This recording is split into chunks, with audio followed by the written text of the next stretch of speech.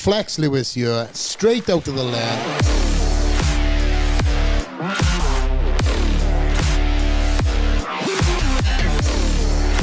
If you're from the MMA community, this man needs no introduction. But for the podcast viewers who need a reminder, our guest has fought the who's who, the best of the best, the greatest heavyweights of all time, Frank Mir. Welcome to the podcast. Yeah, thanks for having me. It's good to be here. If the viewers knew how many times we tried to do that intro, That's all right. It's been, obviously a pleasure to sit from now two different seats as a fan, and now obviously get to know you through the gym as a new friend. Thank you, man. It's a true honor to have you here today on Straight Outta The Lair. Thank you for joining us. Thank you, man. Thanks for having me, man. Yeah. So for us, we truly love to get into like the mindset of athletes and kind of, get to see what gets you ticking and what really makes you great. Oh, okay. What you've achieved. And I know from, going way back from your school days, I read something that your first year of wrestling, I think you lost your first. First 7 matches. Yeah. But then the next year, everything changed. Was it 45-1? Is that true? I believe so, yeah. That's incredible. I just basically, and that's why I think I've always competed, is I think some people, they want acknowledgement when they compete. They want to be able to sit there and go, this is what I am. And I kind of realized early on that, well, no one's where they need to be, but you need a testing ground. You can go to the gym and you can think this. And I mean, sure, we've all had a beer with a guy who goes, man, if that was me, this is what I would do. And this is what, and I never wanted to be that guy. I've always been around martial arts. My dad owned a gym. And so I saw these guys like, Kung Fu masters or whatnot that would talk about different situations and what they would do in a street fight.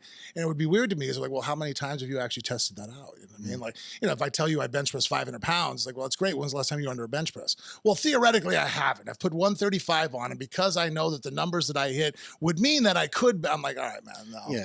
No, I don't believe that, So for me, competition from day one has always been to test myself, to put myself in a furnace and find out what I'm made out of, to crush myself, come back, have things to be proud of, because obviously if you succeed at things, it helps give you, motivation and drive and build your confidence.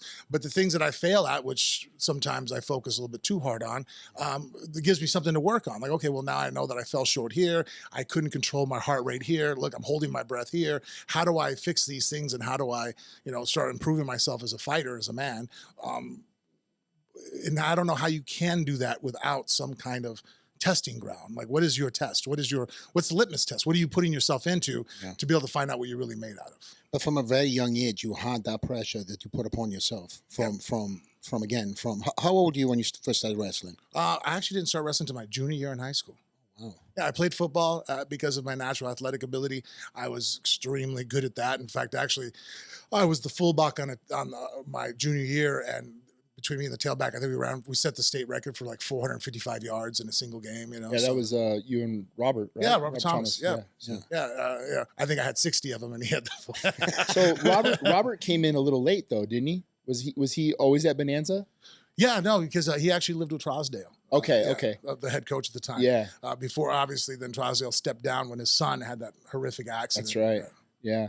People ran the light. I still actually, when I drive around that area of town, I always think of him and Walker. And that's right. Yeah, someone ran a stop sign and killed like one of our, the 2 or 3 students that were like really great kids who were going to like influence the world in a positive way. Yeah. And Trousdale survived it, his son, but he was never the same. He went from being a linebacker on the football team to somebody like you look at him like, wow, very visibly was handicapped from it, and so just luck of the draw. Wow. So obviously, just for the viewers and context, both these guys are born and raised in Las Vegas, but you've never crossed paths up until later on in life, right? Well, I knew of Frank through football. I mean, I think I graduated in 97, but I was 98 age. Like I should have graduated in 98. So I graduated a little early, but I played with Robert Thomas in junior college. I knew Turner Graham from Reno. Yeah, so Turner. So a lot of guys that we knew of each other through the football realm, but it wasn't until later on in life where I started following Frank's career through like Combat Club. He was over at Combat Club and those guys. So old school Vegas stuff for sure. Well, for me, coming from a rugby background, talking about football, wrestling, that was something I never even got brought up on. So I'm like literally working backwards as a fan of MMA now and having so many friends who are, you know, within different organizations, UFC, Bellator, etc., and as a fan, I've really invested my time into getting to know, you know, various different practices. And, you know, Eric is trying to get me to fight over Extreme now. I've lost about 50 pounds, but he's still working, Frank. I've been working on Frank for years. Can't get him over there. You know what, though? I think it's always good to train martial arts. That's one thing that I actually want to probably, like, my next, obviously, the next chapter of my life has a lot to do with my children. You know, Bella's fighting now. You know, Cage is talking about it, and he's wrestling and stuff. And then Ronan loves jiu-jitsu, so who knows? I'm probably always going to be in the corner of one of my kids now at this point. But I really want to make it to where MMA is more accessible to people that don't necessarily want to be fighters. Like, I mean, it's just like bodybuilding. I think if you want to go in the gym and lift and look better, I don't think I should be in there and a guy walk up to me and go, "Hey, man, so you plan on competing?" I'm like, well, no. I just want to, well, no, then what are you here for? And I think there's a little bit of that culture in the MMA world where it's like, well, if you're not going to be that guy that walks into a cage or you aspire to be, then what are you doing here? What are you training for? It's like, well, no, actually mixed martial arts is a great lifestyle, phenomenal art. It builds on things. I mean, hell, if you're going to get in a one-on-one street fight, there's probably, it's second to none as far as the training is. And so why does it have to be that you can't live this lifestyle unless you think you're going to be a professional or fight amateur? It's like, well, wow, that's a huge gap. You know, I mean, what a gatekeeping mentality that if you're not going to go for this, you can't even enjoy the lifestyle. And so that's really what I want to start influencing the world more on. It's like, no, look, you can come in the gym and train and learn, and we all roll and get choked and kick and punch. And at the end of the day, we go home. You go to your normal job the next morning and just live a lifestyle that it's your, you know, it's a hobby, I guess, if you want to call it. But doesn't have to be, you want to be the next UFC superstar, which right now I feel like there's that gap. Yeah. You walk in, it's like, I tell people, oh, you could train. Like, I don't want to fight. I'm like, why do you think? It'd be, again, if I say, hey, man, you want to lift? Well, I don't want to be a competitive bodybuilder. I'm like, there's a huge gap between just walking in the gym and feeling better and trying to look good and improve your health and fitness, and then trying to be on stage in front of people. You know what I mean? Like, there's a lot of leeway there, man. Yeah. That's literally the reason why I got in the sport. I mean, I got into it. I didn't want to be a pro fighter. I got into it because I wanted to be around athletes and better myself through martial arts, you know? And then that's a perfect mentality. You know? I like that. Yeah. Well, I think my mentality to all this is, because I've been so focused heavy on one craft for all these years, there has to be an end cap. So if I was to jump into anything, there has to be this end cap to it all. I'd have to be on this journey too, not just learning an incredible skill that will, you know, protect my family. Right. But as the years have gone on, I'm kind of going, you know, more to what you said. It's more of a vital skill and tool to have in you know, a bad situation or whatever. And it sharpens your mind. Yes. That's what I always tell people. Like, it keeps my mind sharp. I do a lot of things now, whereas I walk in offices, you know, in conference rooms, and I talk to people. You know what I mean? I'm very good at making connections and breaking down walls and bringing the best out of people. It's kind of, for whatever reason, that's a skill set that I have. Yeah. You know, which is weird, because I'll sit there and people go, I went to this college, I went to that college. I'm like, I went to the UFC. Like, I don't know. Like, that's where I developed my mindset. And I completely attribute that to my martial arts, that my mind to be able to read myself, read other people, understand situations. It's basically combat at all times. It's just on a psychological level, and, you know, and it keeps you sharp. And I think that we all have to do things that make us uncomfortable. If you don't become uncomfortable on a regular basis, you become soft. That's how humans are. You know, there's no such thing as like, okay, I attained a certain amount of mental toughness and I'll forever be there. I'm like, nah, that's not how that works. Oh, I'm sorry, I hate to break you guys the news, but it's a perishable skill. Your body gets comfortable. You get, you know, I sleep in a very nice bed now. You know what I mean? Like, I don't live like I lived 30 years ago or 20 years ago, you know, where it's like, well, I'm uncomfortable. I want to aspire to have more for me and my children, so I'm going to go to the gym. Like, my life is pretty nice. I have a nice house. Hell, dude, it's the most amazing thing. I throw something on the ground, it ends up in my drawer, clean and folded. You know what I mean? Isn't that crazy? It's crazy. I don't know. Weird. Holy shit. It's an shit. amazing concept. I know. Try to explain that to my wife, because she's always frustrated with laundry. I'm like, no, look, just throw it over here, and it ends up over there. I promise you, tomorrow morning it's gone. I know. Frank, I got to ask you, so being born and raised in Vegas and all those things you talked about with martial arts, how much did working in the service industry help you understand how to relate to people as well? Oh, it was a massive thing. Yeah. Working at the strip club specifically was a phenomenal learning lesson for me, because I got to be around people at Altered mental status. Yeah, say that. Well, look, you're dealing with money, you're dealing with sex and drugs. Yeah. You know what I mean? So Illegal. I'm dealing with people on that level at all times. So I really got to see what people are made out of. And then also too, it actually kind of at first it jaded me, like, oh, people are scumbags, all women are this, I'm never gonna get married, you know. And then actually I came full circle where I'm like, well, no. I genuinely think most people are good people. Most people don't think that they're the villain in their own story. Most of us think we're the hero, you know. But that being said, sometimes we do stupid things, you know, and sometimes we make mistakes. Sometimes we turn the wrong corner. And then I think that one thing I've learned that is like, well, there's always redemption. There's a way to bounce back. If I always tell people, this is kind of like my weird thing when anybody asks me for help on anything, I ask them, do you feel ashamed of it? You know what I mean? Like if you're dieting and you're like, hey, I'm dieting. I'm like, all right, cool. You binged the other night? Yeah. Did you feel bad? Well, no. I'm like, well, then I can't help you. Right. You know what I mean? But if you sit there and go, well, man, I don't want to fucking take these pills anymore. I hate that I get drunk. I'm like, do you feel ashamed about it? Like, well, yeah, I feel awful about it. I hate that I do this. I'm like, all right, cool. We can work because I make mistakes too. Right. But I always feel bad about it. You know what I mean? Like if you sit there and go, well, I don't really give a shit. I'm like, well, then we got nowhere to start. There's no starting point, man. You don't feel bad. How can I help you? What was one of the tools you took away from that helped you fighting during that time? As far as in working during the service industry.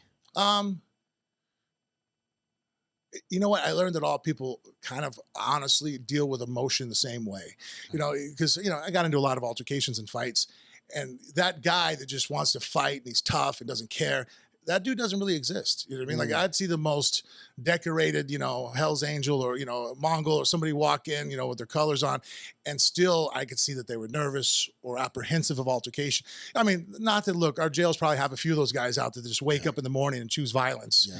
But for the most part, most of us, you know, as humans, as living creatures, you know, we try to avoid it. You know what I mean? We really do. I think when people sit there and go, I'm gonna, so that's what I kind of realized, like, oh, okay, man, when I'm in the locker room, the other guy is just as nervous as I am and scared because I could see people's nature and be like, all right, we're all kind of wired very, very similar. You know what I mean? We're not, you know, there's very few of us that are pure psychopaths, you know what I mean? And so that's one thing that I learned in the club when looking at people, which helped me out a lot because anytime I was always good at talking to people, sitting there and trying to reason with you. Go, hey, man, you know, this course that you're down is going to lead to this. We could choose this way, which will lead to you hanging out here and having drinks and there's girls. And this is a better path, man. And then sometimes guys will just, whatever reason, their ego get in the way. They would choose that, no, I'm going to try to choose this because for whatever reason, they felt too insecure to back away from a situation, right? And no, I've doubled down now. I'm going to prove that I'm a man. I'm going to fight. And so then I realized that people kind of have a volume, right? They turn that volume up. They build themselves. Very few guys can instantly go into fight mode. So once I realized that, now I became that guy that, like, because I detached emotion from fighting, if I saw a situation like, all right, this guy, I can't talk to him, I would immediately just go ahead and finish it as fast as I could. You know, and most people just, even if they would have been a tough fight, now they're not, because they're still revving their engine, trying to warm their car up, and here I flew by the fucking starting line. No, we're going right now. You know, and guys usually would catch them by surprise. So that was a skill set I learned there very easily. It was like, look, most people got to build up confidence to get into a fight. The minute I sat there, go, all right, we're going to fight, aren't we? Boom, arm drag, choke them unconscious, you know, and then wake them up. And usually the great thing about chokes is that when people wake up from them, almost every single time, they don't know. Yeah, and they're very docile. Yeah. Right. Yeah, I've only had 2 situations where a guy woke up angry, or a person woke up angry and still fought me. And yeah, and one of them was my wife. So. Who's laughing in the background, by the way? She knows. She knows. You know, I tell people, like, I had a situation where I had to, like, fight this guy. I come around the corner, right? One of our bouncers is pinned up against between our cigarette machine and our ATM.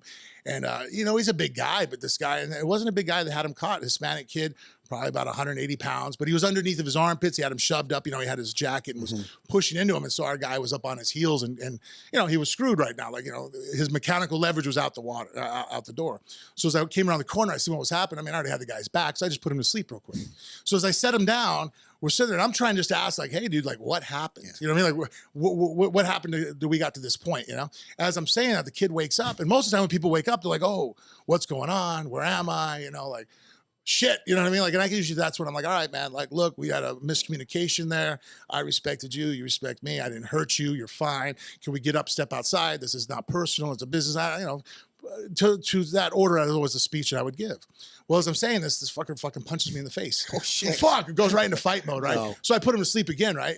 And then on the third time when I had to put him to sleep, he woke up. He was fighting with us again. So I had to like roll this kid down. I threw my hooks in on him and then put him to sleep. And this is where I've only done this once in my life. And thank God, like this is past 5 years, so I can't go back to sleep. So I counted to 10 after he lost his consciousness. I've never done that before. Usually once I feel your body go limp, I let go, you know? And so I feel his body go limp and I'm going 1, 2, 3, 4. So I go to 10. Was it a Mississippi? Yeah. I took my time. And so then when I let the choke go, he's breathing. So I grab him by his wrists as my other guy grabs him by the ankles. And we walk out the exit door and we go set him in the back in the parking lot, right? Mm-hmm. We set him down and we run behind some cars. And we're sitting there, we're looking at him, we're looking over the top. About 30 seconds goes by and he's not moving. Oh, shit. All right, okay. About a minute goes by, he still ain't moving. Fuck. And now I'm like, oh, shit, I just killed somebody.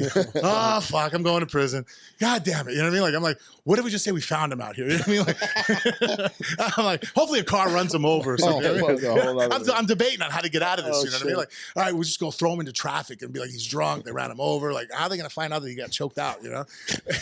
And so finally the kid sits up. And I swear to God, it was out of fucking Michael Myers. You know, like just sat up at the waist, put his hands down. He's bulging. His eyes are red. He gets up and he's just fucking angry. He's like walking down the street. I'm like, what the fuck? My guy asked me, he goes, yo, have you ever seen that? I'm like, no. And I've choked out at the bar 400 people easily, right? 2 or 3 a week over a 10-year period. I'm just like, no, man, I've never, ever seen that, right? And then the other one was one time when my wife and I were dating. My wife has a lot of testosterone and a lot. She's definitely, and I think in her mind, she thought that like, you know, that somehow we're physically equal. And I had to show her that no, you need to train a lot more. Oh man, you paid for it though, I'm sure after that. Actually, I think that's why she married me. Yeah. The wild beast, that was the only one to tame it. One thing I've taken away from, you know, the many years of following you is your intellect. Is thanks. It's you know, for a fighter to have numerous different conversations about multiple different things. And I've watched, you know, a lot of things over the years and know quite a lot about a lot of different things, yeah, you know? A lot of downtime in fighting.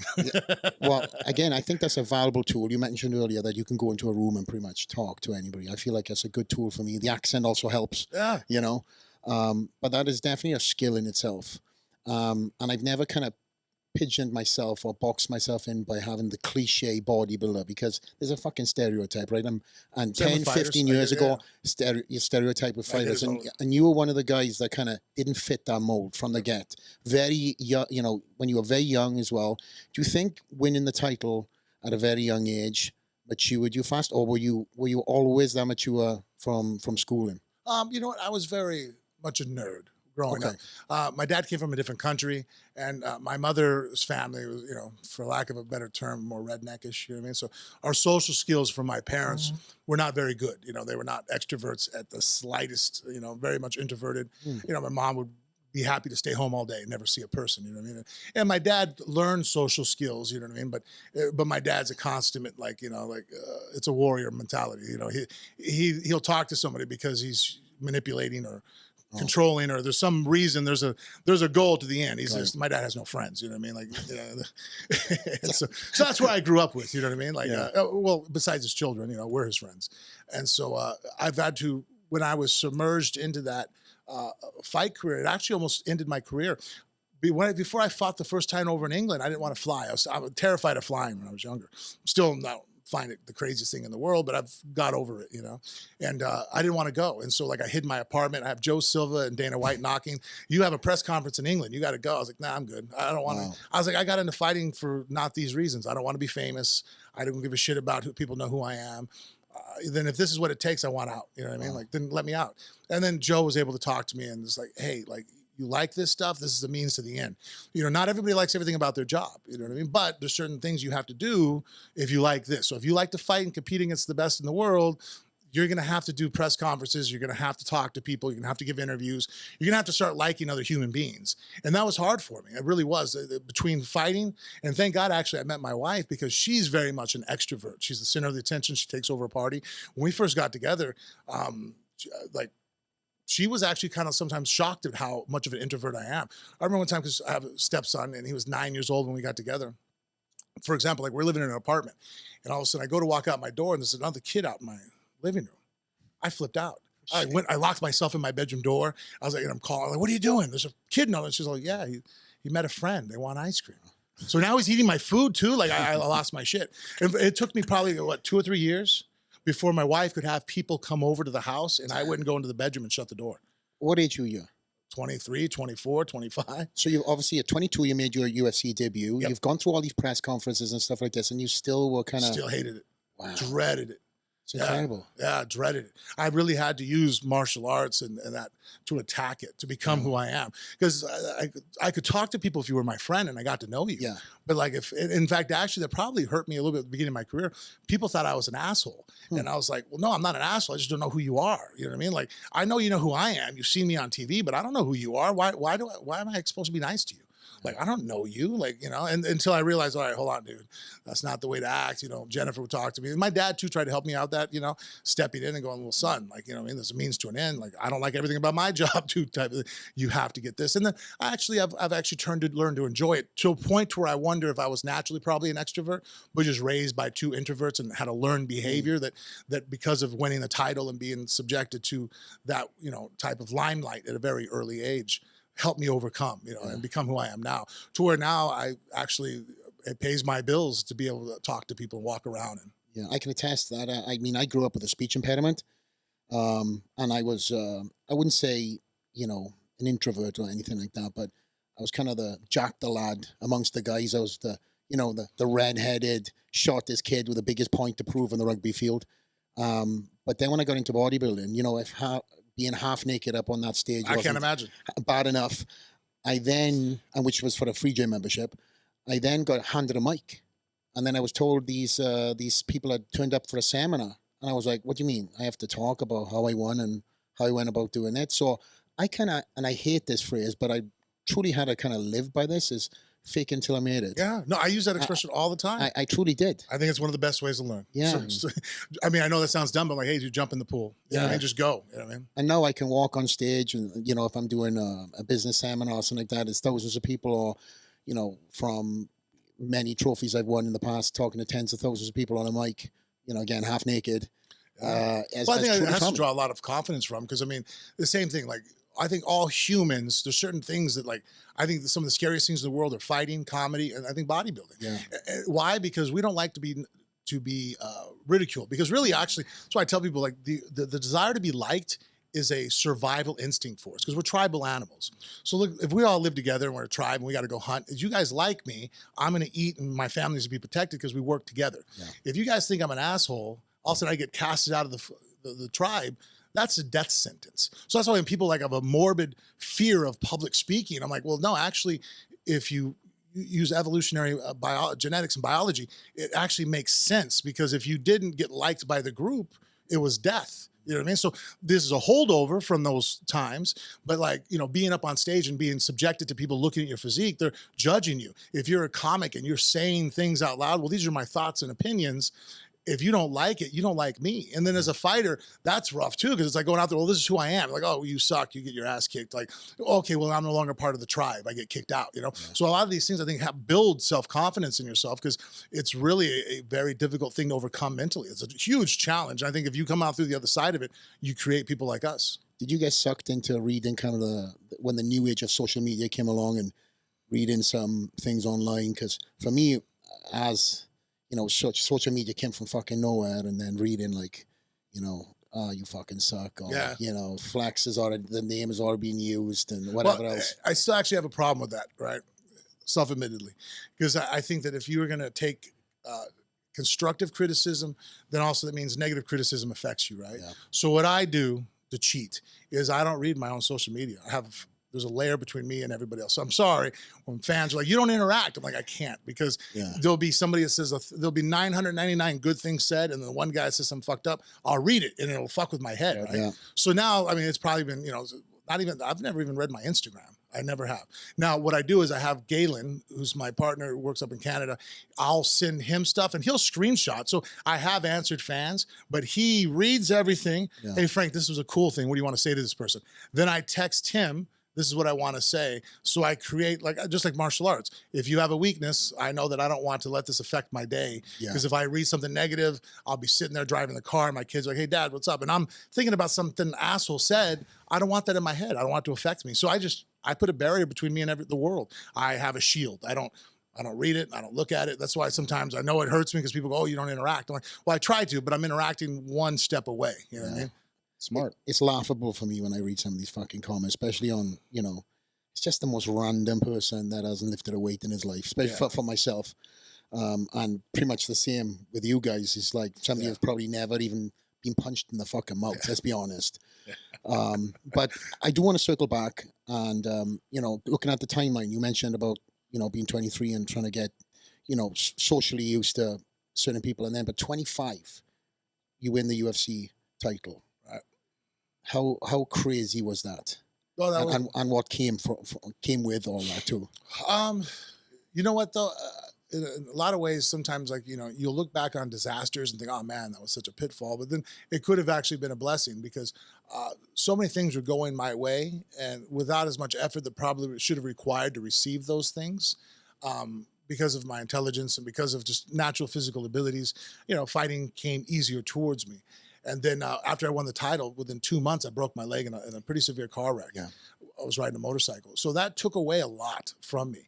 So I had to really rebuild myself. And I actually learned things that I thought I already knew, but I didn't know. You know what I mean? Like, it's like, well, I was doing that because it came naturally, but I didn't really understand the mechanisms. Reasons. Yeah, the ins and the outs, the whys, the hows, And so I really redeveloped my mind to a much higher level that I think, that really is what I'm happy where I'm at now, because that I could pass on to my children. I could talk to them. I could pass on to other people. Some of the other things I'd been like, well, we'll just do it. Like, why is this hard? You know what I mean? Like, well, I just did it. You know what I mean? Yeah. Whereas, after that accident, it really forced me to learn, okay, well, why, if I have an urge or if I do this or why I have to stick to a plan, the discipline, all those things before that was just easy became difficult. So I really learned myself all over again. You literally learned how to walk again too. Yeah, it was bad. A lot of overcome adversity, really, which is actually one of the things I do when I go on. Sometimes when I do speeches, one of the topics I talk about is not only how to deal with fear, but then how to deal with adversity.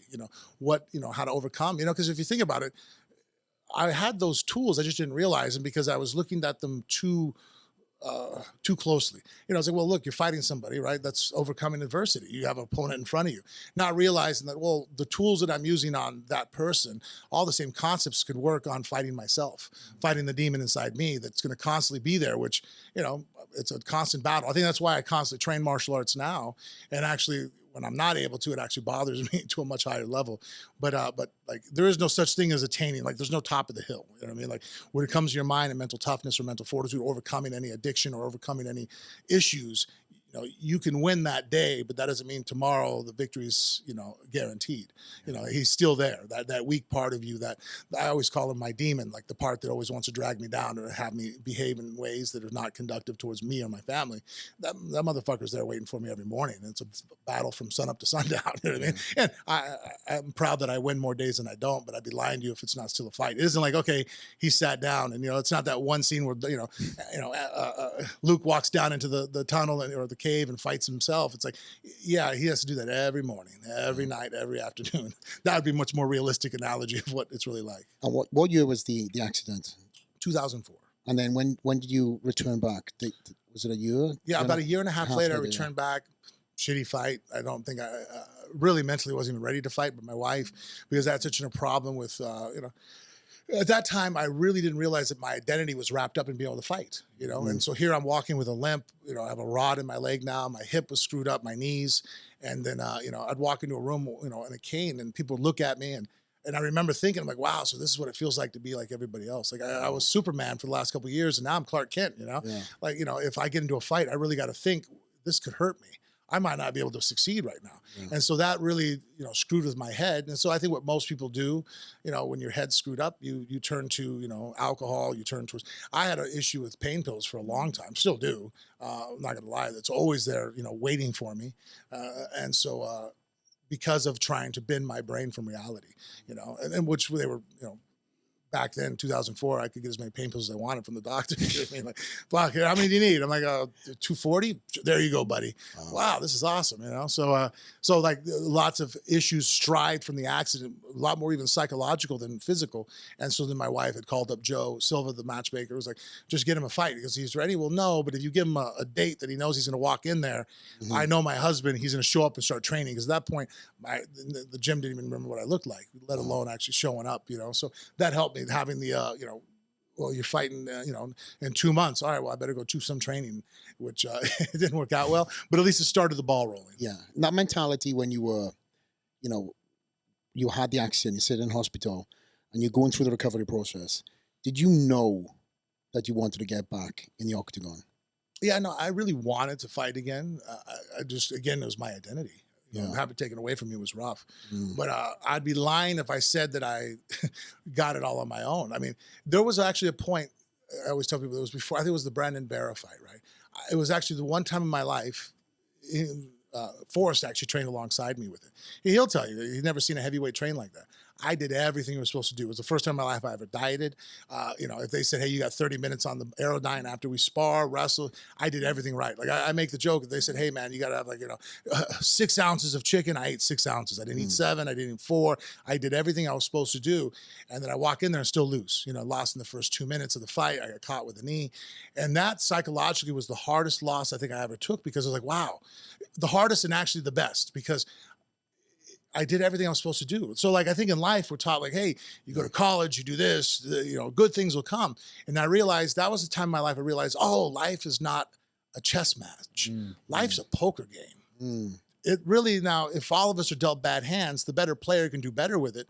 But that hand you're dealt really does have a lot to affect on the outcome. And I think a lot of people don't want to acknowledge that there's some luck and bad luck involved with it. Now, it's not the excuse. You can still play as hard as you can, still give an effort. But there's no guarantees. There's only playing the percentages. And that's a phrase I use all the time now. I play the percentages. You do everything right, you can be in the high 90 percentile of success. Doesn't mean it's a guarantee. You know what I mean? You can still walk out there and do everything right, and all of a sudden the guy throws you went left, he went right. He'd never do that again in his life, and all of a sudden you get caught with a shot. People can do everything right and have a heart attack. Now I see everybody does everything wrong. You guys that do drugs. I mean, we make jokes about certain rock stars, like, how's the fuck that guy still alive? Right? Ozzy Osbourne. Right? Yeah. Keith Richards, you know what I mean? Like, you name it, you know what I mean? Hell, fucking Aerosmith. He's 74, he's still fucking going to rehabs. You know what I mean? Like, it still looks fit and good and he's alive. There's other people that do half the amount of drugs or nothing. First time they do a line of coke, they die, have a heart attack. So there's playing the percentages. Now, so that's all I ever do now. So it doesn't drive me insane anymore. There's no guarantee in life. There is no guarantees. All you can do, though, is move the needle in your favor, or you can negatively affect the needle. Doesn't mean you're going to lose. Doesn't mean you're going to win. We're always trying to push the needle. I'm always trying to push the needle in my favor. I got to ask you, because of that outcome, it being a loss, but you did everything you were supposed to do in camp and left no crumbs behind. Were you satisfied knowing that you did everything right? No, it actually drove me insane. Did it? Oh. Yeah, it really did. Like, I had probably about a good week of pure insanity. Yeah. Where I just could not imagine, like, well, wait a minute, you know what I mean? I've turned in half efforts, and with my abilities and I've had success. So you mean I can do everything right and there's no guarantee? That drove me nuts, And then now I am the type of person where I'm like, oh, look, I will be happy if I control with what I control, I do properly. Like, the version of me now would definitely be, okay, well, hell, shit happens. You know what I mean? Like, because I understand there are no guarantees. Back then, no, I didn't understand it, because I really honestly thought, well, if you do this, good things happen, right? Yeah. Like, if you do this, it should be automatic, right? Not realizing, like, no, nothing's guaranteed. It's such an interesting dynamic from a coach's perspective, because we see that all the time. Like, we see guys like Dan Ige, for example, who would do everything correct, but the outcome isn't what you want at the end, right? Then you see guys who just half-ass show up, half-ass do the work, and they go in and get the $50,000 bonus and win. Like, how in the hell? Like, just recently we saw a guy, and this is kind of off the subject, but he didn't warm up in the back at all. Did nothing. And me and Dan are back there going, this guy didn't even warm up. Like, and he goes out and walks out and fights. knocks the dude out in 30 seconds, and Dan looks at me and goes, I'm never fucking warming up ever again. Like, it's crazy. There's no rhyme or reason to it. Yeah, my wife actually, I think it was the fight where I fought Czech Congo. She came in the locker room, she's hanging out with us. We're sitting there, and Kenny Florian is on the card, right? I think I fought right after him or before him. After him, right?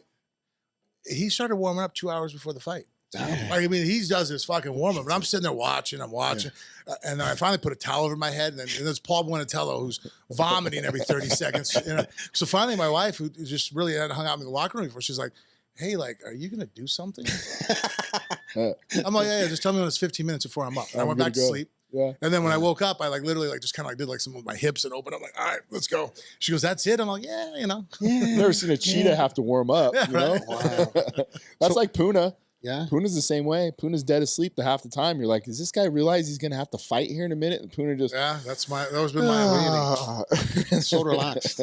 You know, it's funny though. I have a very much like do as I say, not as I do. Right. Because as a coach now with Bella, I'm like, all right, lose the science behind this. Yeah. You know what I mean? Now, I fell back on my intellect to build me through some things, but like, we're going to make sure we saturate your body with oxygen. Your second wind, we're going to trade here. 3 minutes you got to give me right now. So like, I have a whole way I warm people up, which is funny because my wife sometimes will watch me coach and she's like, "You would never." I'm like, "Hey, I've done this. You never would have done that." I'm like, do as I say, not as I do. When did you start getting into the commentary? Because your commentary was on point, man. I used to love when you were doing the WEC. Mm-hmm. Actually, I think my first commentary job was because of the car wreck. They got me in. Well, no, did I commentate before that? But so when you were injured, did the commentary, would that keep your mind and kept you sharp? Definitely. Yeah. And I still use that to this day. I watch videos, I do things, and even now, like I commentate for the show, you know, Freedom Fight Nights, which is switching into American Made. I do things for XFN. I still love to commentate, and I think that helps me. One, very much keep me in tune and watching people, and two, it actually I feel like sometimes I see so much misinformation with fights. Where I see somebody say something, I'm like, well, no, that's not right. Yeah. You know what I mean? And then you go home and people are watching that and they sit there and go, well, that commentary, like, for example, like I hate when he needs to pass the guard. If I hear that one more fucking time, I'm going to lose my mind. Right. I'm like, no, if you pass someone's guard, now your arms have to hold them down. You can only have control the shoulders or the hips. If I stay in your half guard, I can use my legs to hold your legs. It's called the Turk. Watch wrestling. They use it all the time. Like to a fault now. People are like, hey, how do you pass the guard? I'm all, I don't. So we're from that same train of thought with Randy. So Randy Couture is we don't call it half guard. We call it half mount. Yeah. And it's a position where you have now killed a bottom leg and now you have the opportunity to ground and pound somebody. But so many people are so fixated on, I guess, points in jiu-jitsu where it's that's the problem. Right? They're learning their fighting on the ground from a jiu-jitsu guy. Right. Which I get that. That's how my career was. Like, I really wish I could have been my own fucking coach. I was learning MMA on the ground from a guy who never did MMA. You know, like almost all my coaches never fought MMA. Mm-hmm. The kickboxing guys did kickboxing. The boxing guy did boxing. The wrestling guy did wrestling. Jiu-jitsu guy did jiu-jitsu. So a lot of sometimes, and that's where you look at the psychology of something. Like, well, why are you doing this? Mm-hmm. So they say, well, why are you passing the legs? Well, I'm like, oh, you're passing the legs because you're getting points. You realize there's no fucking points in what we're doing. I need to control you so I can inflict damage and hurt you so you make a mistake and open up and I can slide the submission in. That should be the mentality. You see that a lot in the corners even to this day. Yes. So you'll hear a guy like, you know, pass. And in my head, I'm like, fucking why? Yeah. Yep. Like there's a position that I can cook and apply damage over and over and over and make that guy move to the point where, okay, I'm stuck or I'm going to get TKO'd. Yeah. And then you go on and apply more, right? 100%. Where it's like people are such in a hurry to go from here to mount to back because of points. Going. Yeah. Seemingly, from what you just said, Len, you know, when you were doing various different martial arts, you said you kickboxing and you go to jiu-jitsu and everything else. Seems like the only time that you done MMA was in the cage. 100%. That was the problem, I think, up until probably about 7 years ago. I think you'd actually walk into gyms and guys would spar MMA. But during my time, like when I won the championship, the only time I did MMA was when I was actually fighting somebody MMA. No. Which I always tell people, like, how stupid is this? It's crazy. Could you imagine if we were football players and the only time we played a real football game was in the game? But in practice, okay, well, we're going to do flag football for this. Then we'll do some lineman drills here. Yeah. Like you did pieces of it and compartmentalized it, but you didn't put it together. There's no flow. That's why I think, you know, the evolution of the sport has increased so much is because people are now learning how to transition and learning that, oh, well, I don't need to do this. Because sometimes, like, you know, I'll watch guys hitting pads boxing, right? And still to this day, I watch it happen all the time. And I'm like, if I put a camera on you and I move that pad holder away, would you ever do those movements in a real fight? Like to me, like I'm like, I never throw more than 3 strikes. 3 is the fucking max you can possibly throw on a combination that if I'm holding pads for Bella, it's 3. On average, it's 2. It's an entry, a power shot, move. Entry, power shot, move. Entry, power shot, move. That's almost the main, how do I close distance? How do I land a shot that's going to be effective? And how do I get the fuck out of dodge or shoot on you? You know what I mean? Like, boom. How do you blend? Yeah, how do I, but I see these guys do, jab, cross, hook, body shot. I'm all, that doesn't happen. Like, let's just watch our sport. That doesn't happen. So why are you practicing? Oh, it's because these guys don't know. And I always hate that when I see the guys in the different realms. Well, it's because these guys don't know how to wrestle. They don't know how to box. I'm just like, dude, there's thousands and thousands of fights that are occurring all the time. You really think that you know something that no one else knows? Like, I mean, that's an ego on you there. You know what I mean? Like, Jesus, man. Like, now there's variations and there's definitely increases in our style that you'll see. Oh, now guys are doing this more, doing that. John Jones first did the oblique, the kick to the front of the leg. Yeah. All of us kind of looked at each other like, shit, you can do that? You know what I mean? Like, so, I mean, there are things that add to our sport, but they're not drastic changes. And I don't think there ever will be now. I think just like college wrestling or boxing, there's not going to be huge shifts now where like we're going to see this in 10 years ago. Wow, I never thought that was possible. There's always going to be certain variations and increases and things get sharper. And right now, I think it's the transitions. How do you go from a strike to a clinch to a movement or a takedown or body control, and moving around, But again, it's all the basics of each one. That's why I tell people, like, look, if you get more than a blue belt in jiu-jitsu, you got too much jiu-jitsu for MMA. The problem too for like when Frank was fighting early on, it was all specialty coaches. Yeah. Right. And it was 3 chefs in the kitchen and everyone wanted to make their own meal. Yeah. Right. The boxing coach wanted to see Frank win via knockout. Yeah. The wrestling coach wanted the domination on the ground and the jiu-jitsu guy wanted a submission. But all in all, like for us as MMA coaches now, the way the mindset changed, we just want to see you fucking win. We don't care how. We want to see the W. We want to see the W. Absolutely. Yeah, and it was just the problem. And again, none of those guys actually did or communicated. Yeah. There was no synergistic, like. No, they would pretend. Okay. But just like Nick's saying, obviously the boxing coach, he's applying something to his brain that only he understands. So he's seeing it from the prism of his abilities, right? So he's biased. You know what I mean? Oh, we'll do this, because he can't answer questions on the ground or can't answer from the clinch. So they're going to see things from that viewpoint and only have answers. And a lot of people don't like to be, I don't know. That's the one thing that like I hate about most humans is, why this? Well, fuck, I don't know. You know what I mean? Let's find out. Let me get back to you. Yeah, let me get back to you. We'll figure it out. But if I give you a bullshit answer that I think I know, or I just make some shit up, well, now you don't really quest for the truth. And then I've kind of stagnated your development, instead of just going like, it's okay not to know shit. Exactly. That's how you start to know shit. Yeah. You first start off with I don't really know how this works. Let's figure this out. All right, cool. We're on the path. You know what I mean? I remember for the longest time, I didn't know how, what's his name? The Russian, Olenek. Oh, yeah. Does the Ezekiel He does an Ezekiel choke, right? Yeah. Blew me out of the water. Crazy. I'm like, how's it working? And if you go, oh, he's just strong. I'm like, no, I'm not taking that for an answer. You know what I mean? Like, I hate that when people you're saying that because you don't understand and you don't want to strive for the truth. So then, training with different people, we figured it out and start working. I'm like, okay, the chin goes under the cheekbone. We lift up, we drive. Okay, now I know 45-degree angle down. Oh, that's how he's doing it. I watched something on him, some driving the cheek in and driving your hand down, keeping your elbow up high, right? Yeah. I actually got to work with a guy that worked with his name Derek. And Derek sat there and we went through. It's funny. He's paying me for a private lesson, and we're working. He's teaching me the choke. Because like, so you work with that guy? Yeah, like show me the choke. You know what I mean? So I'm sitting there trying to practice it on it for the next hour. Man, well, on the note of coaching and stuff, and you've mentioned several times now about Bella. What an incredible athlete she is already. How old is she now? She's 19. Yeah. They just did all the fitness tests because she has a scholarship to Iowa. Yeah. And so she's the leanest girl on the team. She's at 12% body fat. They did the little caliber test. She's also the strongest. Vertical jump, highest vertical jump, bench press, squat, deadlift. She blew everybody out of the water for this. So she just actually did 31 pull-ups yesterday. Didn't she have some sort of strength test, the PI? Yeah, she's the strongest girl. And this was when she was 17. Crazy. Dana's like, hey, free access to PI, just whatever we can do. Forrest helped set it up. Yeah, and they went through and they did the testing. As far as strength and explosion, she was the strongest girl the UFC's ever tested. She was literally the topic of conversation at a dinner with me, Dana, Hunter, and Francis. Wow. Like 10 minutes of them talking about Bella. Isn't that incredible? Yeah. Yeah. Do you think that shortcomings and the skills that you, I would say, wish you had now pushed hard on her? Or as a dad and a coach is what I'm getting at. Mhm. I think Is it very hard to, No, it to is. separate the both? Well, because look, she only has one father in her life. Yeah. Right? So I've always thought that, because I've heard that expression with "Don't be your kids' friend; they'll have many friends." Be their parent, because they're only going to have one father, one mother. Yeah. So I've taken that also to heart as her coach, even though I'm her head coach, because I can see what's going on and put the pieces together. I don't want to be her only coach. Yeah. Because I don't want to be the person she can't avoid.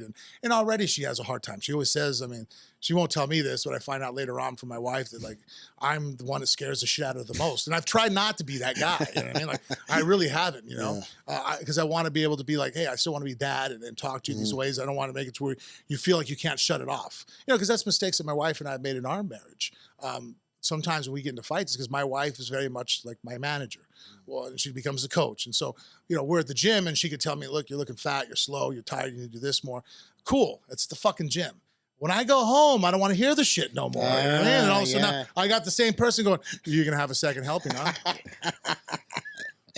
So I'm like living with my fucking coach, you know what I mean? So I realized, like, I don't want to do that to my kid, you know what I mean? Where it's like, well, dad, like, if I want to have a bag of potato chips and chill out, like, it's okay, you know what I mean? Like, because I think you have to unwind. I think people that are just on the go at all times, they fry out. I don't think, I mean, even like, look at bodybuilder, you can't be like that year round, you know what I mean? There's no way. There's no way. Right? You'd fry out. Like, well, why not? Just eat fucking perfectly macros every day.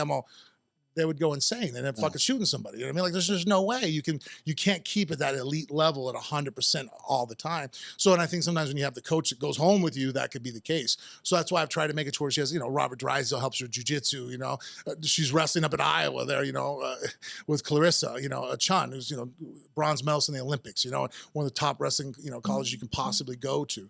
And so I've always tried to, be the coach, but then also step back and be dad first and foremost, Do you see a lot of similarities from when your dad coached you to the way you coach your kids? Yeah. Both good and bad. Yeah. Yeah. I could be a little, it's funny, the part of me that can break someone's arm, that exists in me, right? But it's very much like when I switch my flip, I become very unemotional and I become very much a psychopath. That's just who I am. It's a part of my personality. It's not who I am when I walk away every day, but there's a part of me that turns into that person that could very much just stab you. And as you're screaming for your mom, like, I'll stab her next. You know what I mean? Like, you know what I mean? Like, just there's that psychotic part of me that exists. Yeah. And then sometimes when I'm coaching, it comes out, and I can see it sometimes with Bella, and I can see, and I have other people like, John Wood sometimes will be in the back, be like, dude, Psycho Frank. chill out. You know what I mean? Like, bro, take a step back. I'm just like, and then Jennifer, you said this to her at the gym? I'm like, oh shit, I did, didn't I? That was awful. God damn. Okay, I got to relax. You know what I mean? Like, but I also too want what's best for my daughter. For example, one time she's sparring and the other girl is going 100%. Now that girl's 100% is not even Bella's 60%. Yeah. But it was the mindset that bugged me. Right. So Bella took a shot from the girl. The girl hit her hard. Bella takes it and then she throws a jab back, just trying to tell the girl to chill out. So finally I circled behind the girl so Bella could see me, and I'm like, if you don't fucking do something, you're walking home. Like, you know what I mean? Like, you either hurt this girl or it's over with for her. Like, you're dealing with me now. You know what I mean? And so then Bella, almost with tears in her eyes, has to beat the shit out of this girl to prove a point. And then the girl could barely handle it. And people are looking like, your daughter's a bully. And now Bella's like in this really weird spot where she's like, my dad's telling me to fuck this girl up. You know what I mean? Like, I'm like, but she was trying. And so then, like, afterwards, I got to like, okay, dude, that's the dad in me that has to chill out sometimes. You know what I mean? But Bella's a blessing. And actually, all three of my kids are very easy to coach because they have all my attributes and with their, but things that I'm not good at. Like, I'm not good at the grinding work. You know what I mean? Like, if you say, hey, you got to wake up tomorrow at 4 a.m. to do, and read a book. I'm not that guy. I'm like, I'll sleep in. And, I get things done. And I always make a joke to my wife because she's like, she's that person. She'll grind all day long. I'm like, yeah, but lazy people are what got things done in the world. You know what I mean? You think it wasn't a lazy guy that invented the wheel? You know what I mean? Like, it's people like you that just pick shit up and drag it all day long. I'm the one who's like, hey, there's got to be an easier way. There's got to be an easier way. I'm going to use that. Yeah, I'm going to use that myself. Yeah. So that being said, Bella has that. Cage has it. Ronan has it. That ability to do the hard work that like is just not fun. That's not glorious. It's not it's not interesting. But it's the routine grind. We have what fucking 10 chickens and 14 rabbits in my backyard. You know, Bella, that's her little livestock. Before she'd go to school in the morning, it's 5 a.m. She's out there feeding and watering them. You know, like that is how she is as an athlete too. So not only does she have all these blessings of strength and speed and mindset, and she's super tough mentally, but she also has that discipline to do the things, you know, to walk around at 12% body fat. Like, I'm like, Bella, what are you eating every day? She's like, well, I portion out. I have my chicken breast and my rice, and I make sure the vegetable is dark. I'm just sitting there going, wow, yeah, day in and day incredible. out. Yeah, 5 meals a day. She eats the same exact thing. Yeah. And without any kind of, you know, like, really, you're okay with that? She's like, yeah, like, you know, she does write down what she's going to eat after her weigh-ins. You know, I mean, she has a little booklet. That's her thing. You know, like, I want donuts. I want this. I'm like, wow, like just for 3 months, you can do this. And then that's what you're going to do. I'm like, yeah, Dad could never do that. That's an incredible tool to have. Yeah, that mental toughness. That's what I wish I had, that people that bodybuild have, that I don't have. That I always tell people, like, look, as a fighter, we can train several hours a day. I go home, as long as I rest and don't put drugs in my body, I can't really undo the benefit of my training, right? Like, you got your conditioning in, you got your strength training in, you got your timing, your sparring, you drilled some patterns in your brain now that you're working on. It's hard to go backwards. Like, now just go chill, play video games, you're good. Whereas if you're a bodybuilder, man, you could do everything. I'm telling you, right? You could fucking, for 6 days a week, for 23 hours, and then all of a sudden for 15 minutes, you fucking lose your fucking mind, and all of a sudden, like, all the shit's out the fucking door. It's gone. It's like, all right, well, now it's over with. I'm like, that's a mental toughness. That's incredible. I've always admired that. Oh, well, again, I've seen the characteristics on the short times that I've met Bella. I think I met Bella twice, maybe 3 times here at the gym. And in the short times that I've met her in conversation, again, you got a special child there. You really do. She's taken characteristics from yourself, even in conversation, you know, very well versed, enjoyable conversations. And then your son, Cage, right? Yeah, both children of yours, you've done a great job. I appreciate that. Absolute great job. And again, they fucking train. Yes. They came to the gym. For the viewers that are watching, they came, Frank and the kids, and Nick Best came here. And you shocked the shit out of me how strong you were, mate. You were fucking, we've got obviously the Arsenal strength pieces here. And you were rowing, I think it was like 5, maybe 6 plates. Let's just say 6 plates. Let's just say 6 plates. Sure. Make it sound fucking great. Don't let the truth get in the way of a good story. But I can find the footage, I'm sure. But no, even if it was 5 plates, right? That's just incredible from the aspect of, you know, when I grew up and I was boxing, I couldn't touch a weight. Right. But knowing and reading a lot of stuff from you in the past, you've always had weights as part of some sort of preparation in all the fights you've done, right? Yes. Yeah, I think that strength is an important aspect of fighting. I always tell people, they always ask me, like, well, what is strength versus technique versus this, conditioning, whatever. I'm like, hey, man, you got 4 legs on a table. Which one's more important? Take away one of those legs, the table's going to fall over. You know what I mean? And so I think physical strength is an aspect to fighting. Do I think it's everything? Well, no. You know, if me and Brian Shaw rolled tomorrow, he couldn't last 60 seconds. You know what I mean? Like, well, that's very nice of you. Let's be honest. Maybe 10. You know what I mean? But he, obviously insurmountably stronger than I am. But could he last with Dustin Poirier, who weighs 155 pounds? Well, yeah. His strength is so much over the technique. But once you start getting strength and technique are all starting to be the same, then you know, they all matter. And so, you know, you grab someone's arm and want to rip it off, strength's going to matter. You know, if I'm twisting on your neck, strength matters. Or to get out of a move, you know, so to apply your craft. So I always tell people, I want my mind to be as sharp as possible in the application of my technique, but my body's the vehicle in which to process that technique. And if I vehicle, I mean, it's like a race car. I could be the best race car driver in the world, and it will help me. But if I got a car that just can't keep up, it isn't going to matter. You know what I mean? So it's a combination of everything, trying to always improve upon. Do you use a lot of weights for the old guys? It really depends on the athlete now. Like, you know, if you have Joe Benavidez, he's not going to use a lot of weights. Maybe more, it's going to be more of like the cardio, the fitness side of things, right? But I think in the off-camp times, I think weight should apply, right? When you get into camp, maybe it's certain specifics. But again, when you talk about guys that are in the heavyweight division, right? Francis, you know, he doesn't lift weights like you would, like maybe Frank would, because Francis didn't come up that way. But he's applying a lot of this stuff in the strength and conditioning at the PI now, right? So out of camp, I think there's out of camp training, and then there's in camp training. Absolutely. You know, well, and I think weights are also very important for fighters for maintenance of injuries, because our sport, no matter what sport you do, it overuses certain aspects of your body. You know what I mean? Absolutely. Whether you're front loading or posterior loading, like there's just certain aspects where it's like, okay, well, I work, MMA, we work our shoulders a lot, right? But then, so all of us have shoulder problems. If you ever look at most fighters, our thumbs rotate forward. Shoulders, shoulder issues. Yeah, because it's like, well, I'm very, anterior, dominant. My posterior needs more work. So like, I mean, now, like if you work my workouts, a lot of it is just, I mean, I do have an aspect that I want to be stronger and healthier,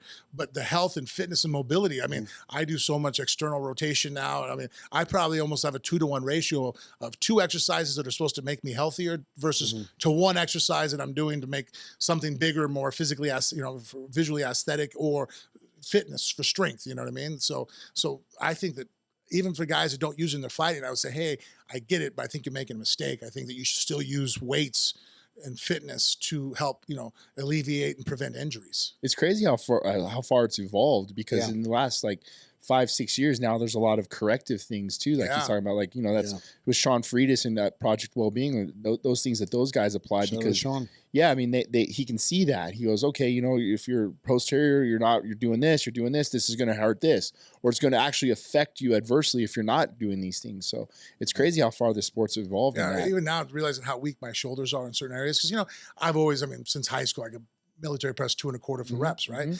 But I could barely grab a 10. If you get me to lean over and grab a 5-pound dumbbell, lift up and do an external rotation, I have to have people help me to finish the movement. Right. Wow. They sit there, I'm like, wow, my strength in the area is so unbalanced. And then I wonder why I've had problems with my shoulders or you name the body part. I'm like, wow, I'm so unbalanced, because of, trying to push myself in one area, that the fitness and health and just the longevity of that joint. So that's why I pushed Bella. That's why when first PI became available, like, Bella, let's go advantage. There. Take advantage. Wow. Like, please. On the doorstep. Like, why would you not go there to be healthier? Like, I like that you like to lift, Bella, but like, let's not be like me where lifting also, because I did it at such a level of love that how stupid. I'm getting injured at the gym fighting, and then I go to the weight room and then I get injured again. It's like, well, shit, man, you're burning the candle at both ends. You should be using weight training when we're that high of sparring and in season, like Nick's saying. It should still be weight training, but like, all right, let's try to undo what we're doing in the gym and corrective, work. On the topic of, training and kind of getting stronger for the Brock Lesnar fight, was there anything you done different going into that? Because this guy is a fucking physical specimen. He's a fucking strong, we've all seen his stuff. Actually, that's why I went back to heavyweights, was after the second Brock fight. If you watch how I weighed in, I think at 248. I was extremely lean. I went for, okay, well, I'm going to last a long time, endurance, weather the storm, and then catch this guy in a choke and try to. And then, so I realized, well, shit, man, strength in the heavyweight division matters. If I can't nullify your strength, we're not going to get far off into where endurance and weathering the storm is even going to matter. So it was after that fight, actually, I converted over and started training with Philippi. Mark. Yeah. Oh, right. Okay. Oh, shit. Yeah. So I got heavily into training with Mark, and then that's when I got introduced to Nick, and I actually then became bonded with Nick very well. And Mark is extremely smart. If you're a strength athlete and you want to get stronger, by all means, go to Mark. My only issue that I had with Mark a couple times was, I was like, all right, hey, that's great, but I'm not a lineman. As an MMA fighter, I'm actually kind of more like a quarterback. Right. You know what I mean? Like, I have to be fit, but I have to be mobile. I have to be able to move and think. And, like, being the stronger guy is not going to guarantee me victory. So, like, there was a couple times our weight training was so high level leading up to the fight that, I'd go to spar, and, after the third round, my coach is looking at me like, what's wrong? I'm like, dude, I'm fucking shot. I'm tired. Like, well, what's going on? Well, I'm training 6 days a week at Nick's and, Mark's, and, and his training's really good. I got really strong, but it didn't leave anything left for me to do the skills training. And I was trying to argue, like, hey, man, when I'm like 4 to 6 weeks out, can I pull back from this to put more into my skills training? And then what did he say to me? He goes, well, what are you going to really learn to get that much better? Like, and that's hard too, because what happens is the strength and conditioning coach overtakes what really matters is the sparring or the actual MMA result. So why is it so important when you have the strength and conditioning coach in communication with your head coach for the MMA side of things? Was he? No. Oh, yeah. So that's why, and again, Mark felt that, like, how are you going to tell me what I know? I've been doing this for 33 years as a coach, and obviously has high accolades, but then it became too much. Like, Mike, the MMA coaches were having an issue Like, hey man, like, we got to spar. Like, sparring comes first and foremost. You know, this is secondary, and that just wasn't his mentality. Where when I started training with Nick, that was Nick's mentality. Like, hey, look, let's get stronger to help, but not in spite of. You know what I mean? Like, we're not going to go ahead and get stronger, but then you can't go and spar. Obviously, sparring is the most important thing. Yeah. That's the pinnacle, the tip of the iceberg. You know what I mean? If you only can do one thing today, what are we going to do? Well, we're going to spar. You know what I mean? Like, we're going to do our art. You know what I mean? If you're a wrestler, what are you going to do? You're going to wrestle. Now, obviously, drills and training all start breaking down, but you can't exclude those things and say, oh, this is all I'm going to do. You know, it'd be like hitting pads is great, but if you say, hey, before the fight, I'm not going to spar, I'm just going to hit pads leading up to it. I'm all, wow, okay, that might be a mistake, but I mean, okay, are you injured? Is there a reason why we can't spar? You know what I mean? You know, obviously you make do with what you can, but, and again, the strength training and all those things are great foundations and they're part of it. Again, legs on a chair, but you know, nothing can overcome the actual competing at what you do. The bread and butter. We'll communicate throughout the week of the schedule, right? With the strength and conditioning coach, or all your coaches will sit down.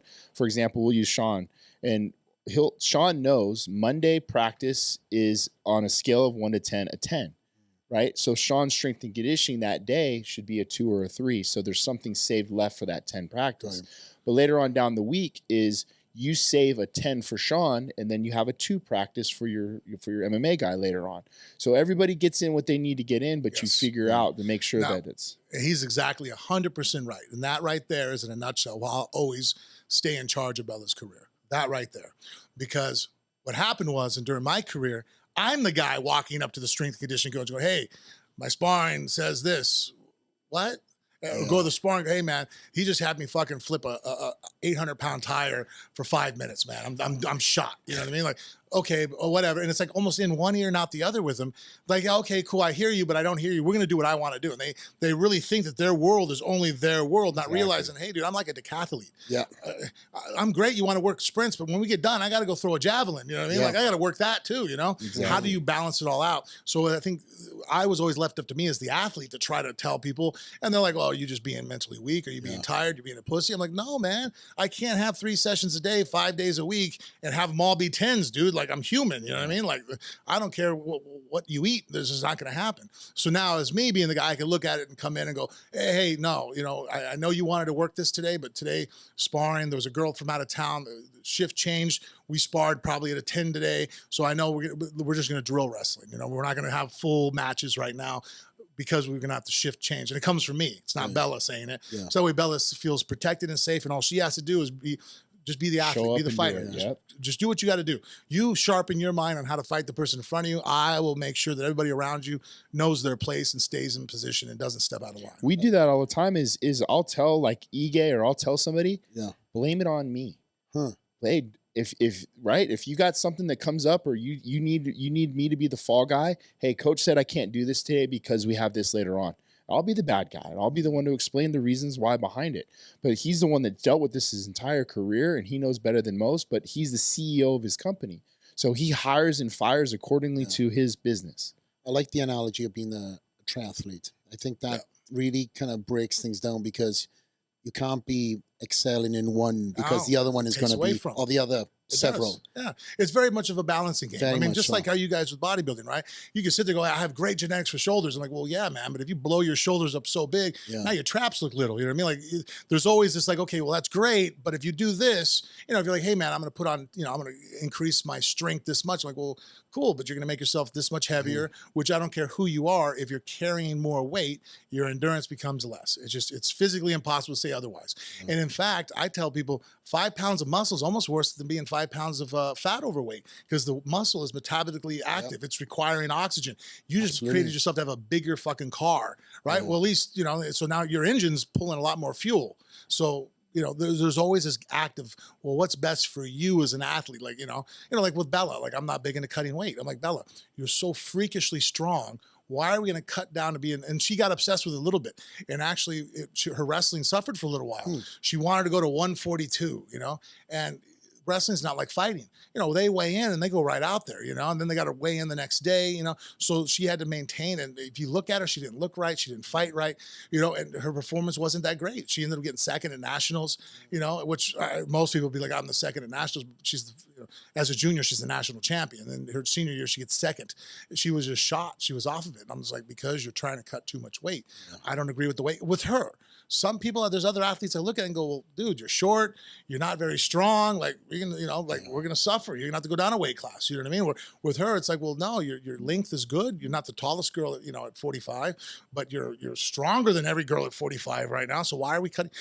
Why are we trying to get lighter? It makes no sense at the detriment of your performance. Now, as a dad, you say, hey, Bella, listen, you just came second. You can't beat yourself up because you're wearing two hats here, right? Yeah. And on the athlete side of you, obviously, she's pissed off because for various different reasons, because she's, in her head, she's a professional. Yes. Yeah, it killed her. Well, Bella also too, and this is the part that I blame that she got from me, is I'm willing to try new shit all the time. My wife calls me the mad scientist. I'm always fucking experimenting. Like, well, this guy said this. Let's try it for a while. So Bella got on that fucking raw meat fucking liver. She ate no fucking carbs except for like some honey and some fruit. The Liver King shit? Yeah. So she did that diet for like 5 months up to the competition. And she's like, Dad, she goes in there and she actually ends up smashing this girl 10-0 one day. And then the next day, the girl wrestled back and ends up beating Bella. And I'm just like, your energy level looked a little low, huh? I'm like, Bella, look, I know I'm not the greatest nutritionist in the world, but I've been around it enough to realize that carbs are important. You know what I mean? I don't know. They're very much. I don't give a shit. You know what I mean? There's no Olympic athlete that I know of that's at a high level who's not eating carbs. You know what I mean? Like, now let's balance it, the proper timing, everything. Look, we'll get a nutritionist that's more balanced. But you doing this fucking raw food, eating liver and fucking the testicles and shit. Like, it's just like I'm like, dude, like, Bella, you can't live. Like, and her mother too, who's much more, does all her nutrition. She's like, Bella, I've never heard, it's, I don't know, like, it's like, well, the energy, then, like, so now that's the part that sometimes as a coach, I will give an athlete, and I give my daughter and my children both. If you're sitting there and go, hey, I really want to put my head through the wall. If I look over there and go, okay, no permanent damage going to come from this.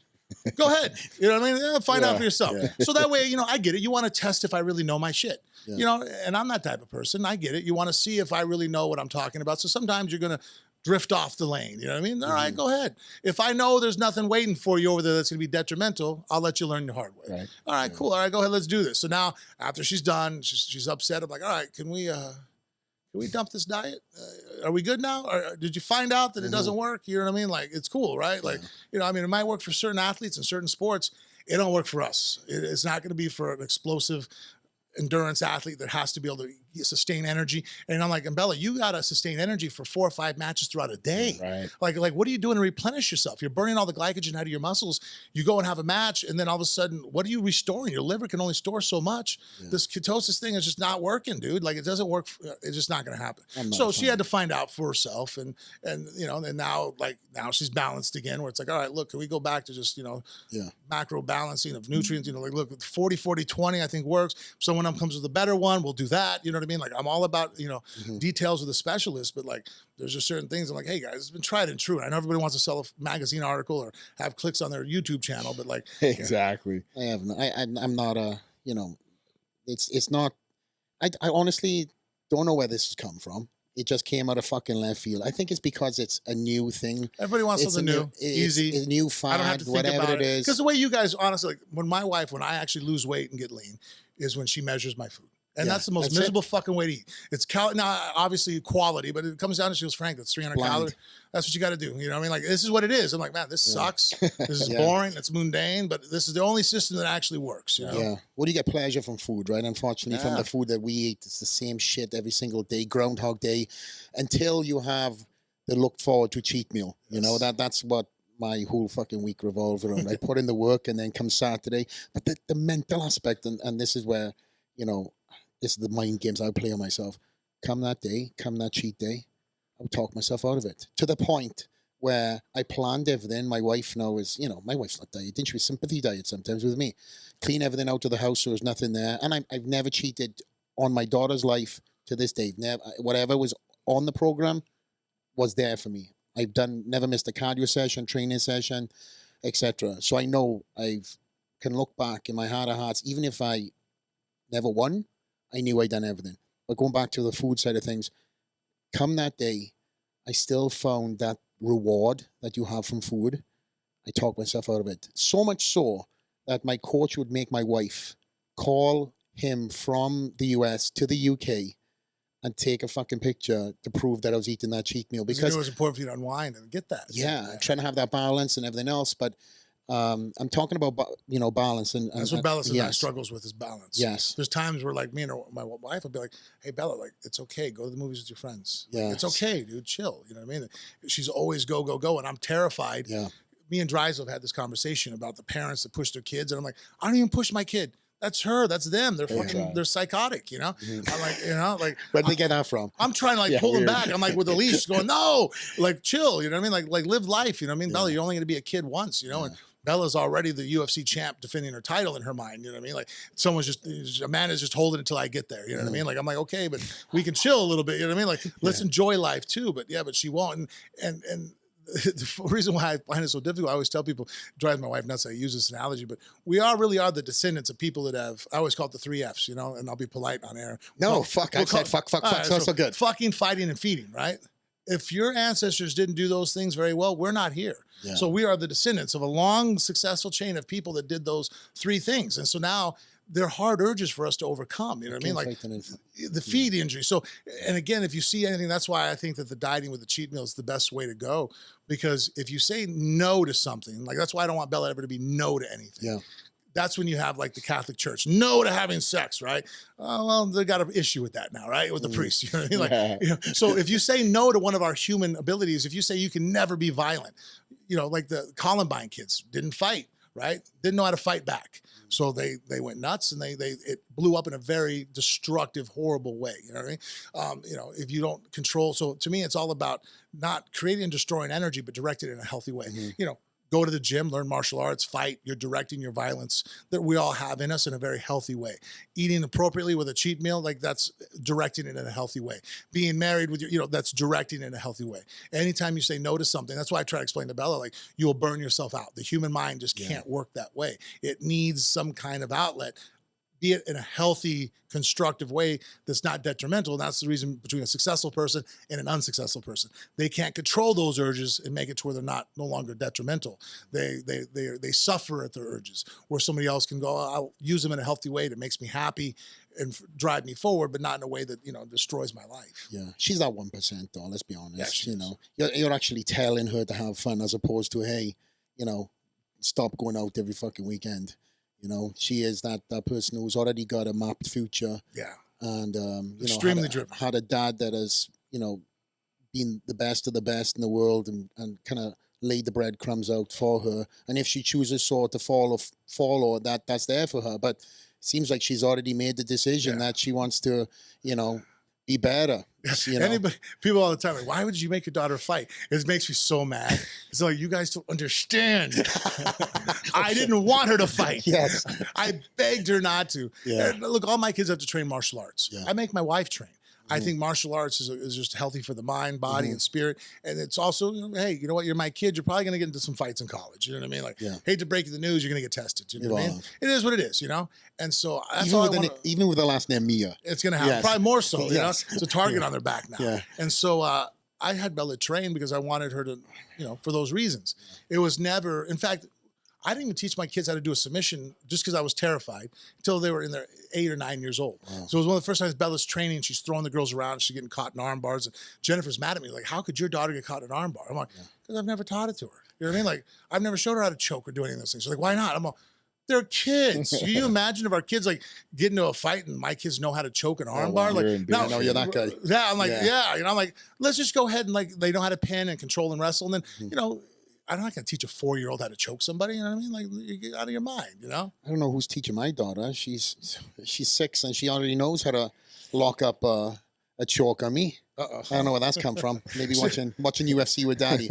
But talking of things that are going, on in your life right now, Frank, you just before we went on air, you said that you've created your own league, correct? Is that correct? Harrison Rogers got together and we started out a Freedom Fight Nights, and it was very much the first outing of our show was down in Florida, and it was a fundraiser, basically for the Restore Freedom, the pack that we had at the time, and then it's kind of morphed into where Harrison, he had 3 amateur fights before he went into business, and really he's a super interesting guy, super nice guy, but high school dropout, 6 kids, Mormon, self-made millionaire now, was building himself up to buy the Suns. And then we became friends. We met at an event and then just started talking. And then, after that, we built our friendship off of. And then we do this thing and it's like, oh, let's do a fundraiser. I'm like, all right, cool. I'll help you put on some fights. And then it went from like, well, I want to give back to the fighters. Like, well, what if we made it a corporation and we gave out, actual shares according to how often you fight for us, how many fights you have. So at least like, there's actual like, sweat skin in the game. Right. Yeah. And we'll keep ourselves extremely transparent. We'll open up the books. We'll say, hey, on this show, we made $1 million, and we gave $600,000 goes back to the fighters, whether it's on personal purses or put into any type of retirement fund or insurance. In some way, we're giving back. That's awesome. That's incredible. Yeah, so, and so we just basically sat there and brainstormed, and then we brought in Tito Ortiz and Quentin Jackson, other guys that are veterans of the sport that, have dealt with that. Right. Yeah. One thing that honestly, and we're still trying to work it out because I'm being told that maybe that's not the greatest idea, but I want to make it to where if you have a contract with us, you're my fighter, you're under contract, and you call me up and go, hey man, I have something coming up, a boxing match. Logan Paul wants to fight me. All right, cool, go. Like there is no exclusivity unless it's 30 days before one of our events. There you go. That's it. Because how, if I sit there, can I tell you not to go make money? As you're a fighter, and that's something that I think that the UFC uses as a weapon. It's old Francis is dealing with right now. Yeah, Whereas I don't think, look, if Francis got offered, if he was our fighter, he's our champ even, and it's like, oh man, he just got offered $30 million to go fight Tyson Fury. I'm like, that's awesome. Can I get a front row ticket? Yeah. You know what I mean? Like, can I get there? Can I watch? I just want to see it, be a part of it.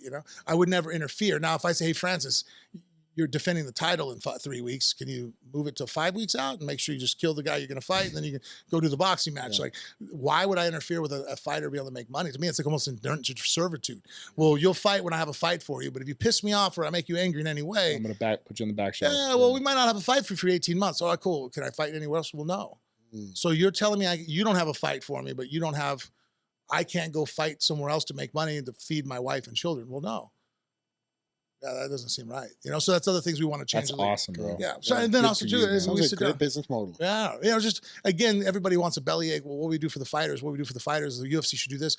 The UFC is never going to do anything more than what they're doing, right? They are It's a who business. they are. It's a business, and why would they? Unless there's competition, which is capitalism all over again, right? If there's a reason why, like, hey, well, everybody's leaving here to go over there, we better change our business model so that we can retain our fighters. Because at the end of the day, I think that's one thing people need to realize. It's all about the fighters. You know what I mean? Like, if you right now, whatever show is coming on next week, if I promoted it, is it going to sell any less or more? No, it's because it's the fighters themselves are who people are watching the fight. Does it matter who promotes Conor McGregor or who promotes, one of the Logan or Paul? They don't care. People are tuning in to see that. They don't care who the promoter is. That's true. So, like, why should the promoters be getting the lion's share of the money? Well, we created. Oh, okay, cool. That's great. Do that. We're going to create our own league and give back to the fighters. And when is the next event that's coming up? November 4th. We'll be in Arizona. Yep, that was what I was talking about. If you're free, if you want to come down. November 4th, guys, Arizona.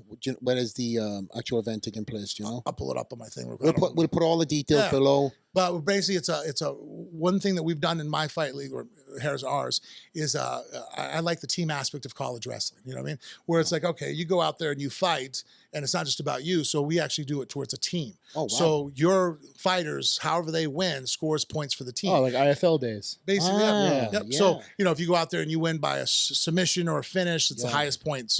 If you go out there and just barely win by a decision or a split, it's lower amount of points. So that way the fighters have incentive to be aggressive and go out there. And then the winning team, we actually give a bonus. Yeah, it is. That's like awesome. NFL days, yeah. Yeah. Well, Frank, I know that, it's been an absolute pleasure. I know that, I could talk another hour to you. Yeah, I think we could do this more often. But the wife would kill me if I kept on talking. She's the organizer of my life, and she definitely is. Obviously, just getting to meet for the first time off the podcast.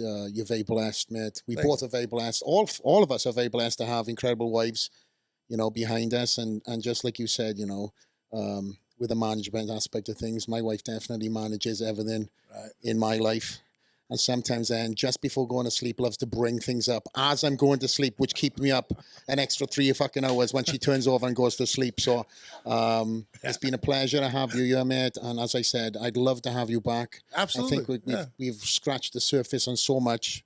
And I haven't scratched the surface on so much that I'd love to ask you. But, thank you again for your time. And, if I was the freaking, even though you're a few years older than me. I'm 43 right now. I'm 38. Okay. if I was to tell myself, you know, in my 20s that I'd be sitting opposite you watching, you know, the UFC champion and having this interview, you know, I tell myself I was fucking nuts, you know. So Oh, man, I appreciate it. it's an incredible honor. It's an incredible honor to now be a friend of yours, and you're a guest. You're anytime you want to walk through these doors, my friend. Absolutely, man. Next time you got a spot, I'll come in. Thank you. Straight Out The Lair, out.